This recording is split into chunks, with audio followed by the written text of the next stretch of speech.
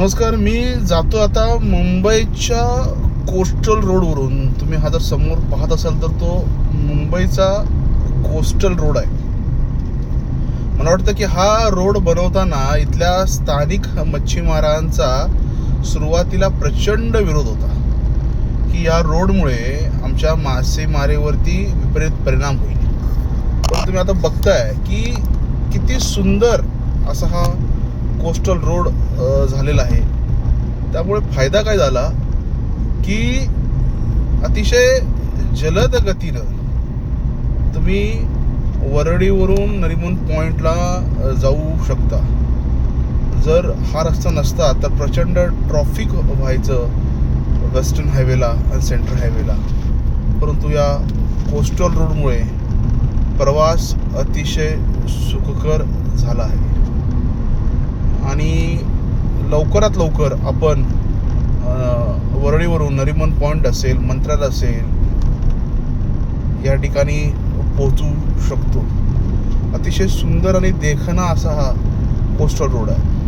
मला वाटतं शक्तिपीठ महामार्गासंदर्भातही लोकांनी विचारात घेतलं पाहिजे की महामार्ग झाले, मार्ग झाले तर प्रगती होते, तिकडचा नोकरी व्यवसाय वाढतो. मला वाटतं त्या तमाम कोळी बांधवांना सल्यूट केला पाहिजे की ते जर नसते तर एवढा सुंदर कोस्टल रोड तयार झाला नसता. आणि हा बघा, हा आता पाण्यातून गेलेला रस्ता आहे.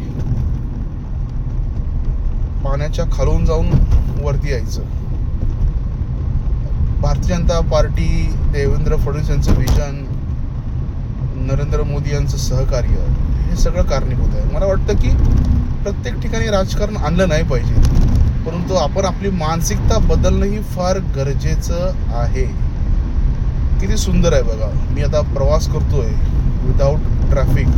मुंबई म्हणलं तर ट्रॅफिक ट्रॅफिक ट्रॅफिक, पण जेव्हा हा कोस्टल रोड जेव्हा पाहतो मी तेव्हा इथं कसल्याही प्रकारचं ट्रॅफिक नाही, काही नाही. जर हा झाला नसता तर इन्फ्रास्ट्रक्चर डेव्हलप झालं नसतं.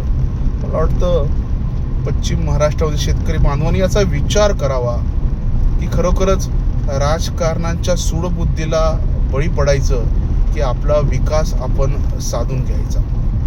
राजकारणाला काही फरक पडत नाही. ते त्यांची पोळी भाजून घेतात, विरोध करतात.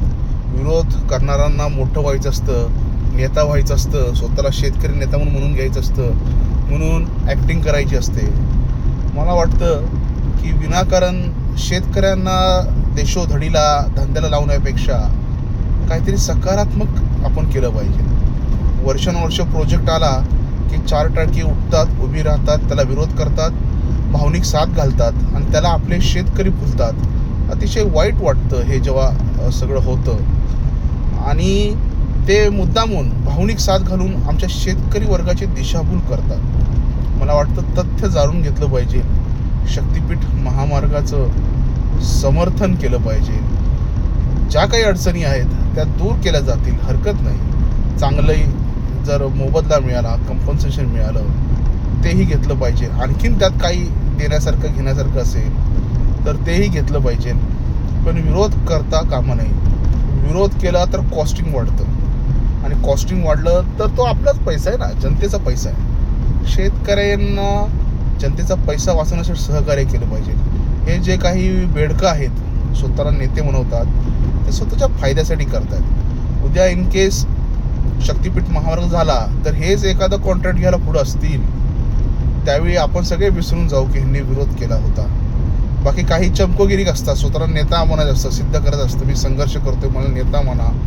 काही प्रसिद्धीची हवं असते, काहींना प्रसिद्धीची खुजली असते म्हणा. त्यामुळे या सगळ्या बाबींचा विचार करून आपण सगळ्यांनी या गोष्टींचा विचार करून आगामी काळात शक्तिपीठ महामार्गाला सहकार्य करा, सपोर्ट करा, शासनाला मदत करा. बघा, येणारा काळ दाखवेल काय आहे शक्तिपीठ महामार्ग. मी काही बोलणार नाही. आणि ज्यांना विरोध करायचा आहे त्यांनी जाऊ नका ना शक्तिपीठ महामार्गातून. तुम्ही जाऊ नका, तुमचा विरोध आहे तर. परंतु भूसंपादन काळाची गरज आहे. त्यांना डेव्हलपमेंट कुठून होणार? जमिनी जर मिळालं नाही तर डेव्हलपमेंट कशा प्रकारे होणार? त्यामुळे सर्व शेतकरी बांधवांना विनंती आहे, आपण विचार करावा. नाही तसल्या नेत्यांच्या लागून आपण शक्तिपीठ महामार्गाला विरोध करू नये. त्या नेत्यांची पार्श्वभूमी तर तपासा, त्यांच्याबद्दल त्यांच्या गावात समाजामध्ये काय प्रतिमा आहे त्यांची, कशा प्रकारे त्यांची प्रतिमा त्यांनी ठेवलेली आहे त्याचा विचार करा. त्यामुळे तुम्हाला ते शेवटपर्यंत घेऊन जाणार नाही, ते खड्ड्यात टाकण्याचं 100% काम करणार. आपण सगळ्यांनी विचार करावा, यासाठी मी हा व्हिडिओ केला. मी अतिशय प्रामाणिकपणे आपल्याला सांगतो, शक्तिपीठ महामार्ग हा भविष्याचा महामार्ग आणि विकासाचा राजमार्ग आहे. मी आता सागरी सेतूतून पुढे निघालेलो आहे. धन्यवाद.